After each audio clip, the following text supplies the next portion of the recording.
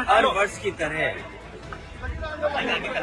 इस लोहिया पार्क में हम लोग डॉक्टर राम मनोहर लोहिया जी को याद करते हैं और आज के दिन हम सभी समाजवादी लोग इकट्ठे होते हैं यहाँ पर आकर के और माल्यार्पण के बाद उनसे प्रेरणा लेते हुए ये संकल्प लेकर के जाते हैं कि डॉक्टर राम मनोहर लोहिया,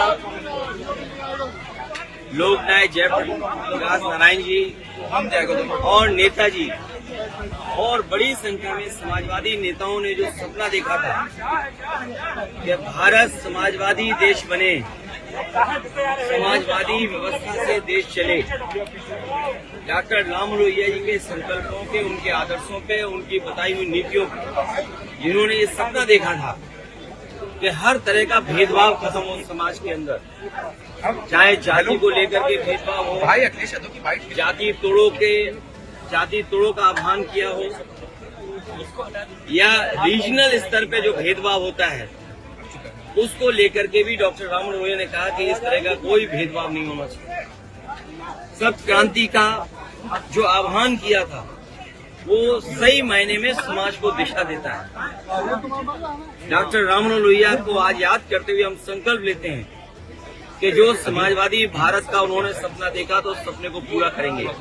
ये पार्क नेताजी ने बनवाया था और आज भी लखनऊ में लोगों के लिए या समाजवादी चिंतक विचारकों के लिए ये बहुत महत्वपूर्ण स्थान बन के उभरा है। इस स्थान पर सुबह से लेकर के शाम तक इस पार्क में लोग आते हैं और जब डॉक्टर राम मनोहर लोहिया के प्रतिमा के पास आते होंगे जरूर उनसे प्रेरणा लेकर के जाते होंगे। और आज देश में सच्चाई यही है कि समाजवादी व्यवस्था से ही गरीबी दूर हो सकती है, समाजवादी व्यवस्था से ही पढ़ाई का जो भेदभाव है वो खत्म हो सकता है, समाजवादी व्यवस्था से ही जो डॉक्टर राम मनोहर लोहिया ने कभी कहा था कि दाम बांधो की नीति लागू हो, तो जिस तरह से महंगाई है, बेरोजगारी है, उसको अगर कोई खत्म कर सकता है तो समाजवादी नीतियां।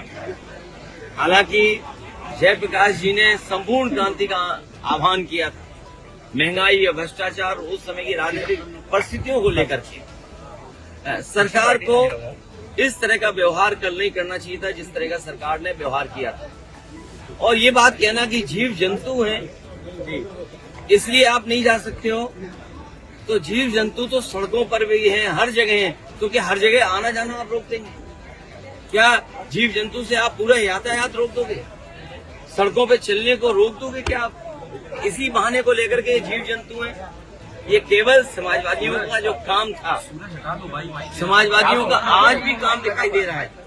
जयप्रकाश नारायण इंटरनेशनल सेंटर के सामने आज भी बीजेपी का विकास फीका है और उस ऊंचाई से देखो आप तो आप खुद महसूस करेंगे और उस बिल्डिंग को देखें कि आज के समय में भी वो सबसे मॉडर्न इंफ्रास्ट्रक्चर दिखाई देता है जो पब्लिक यूज के लिए थी।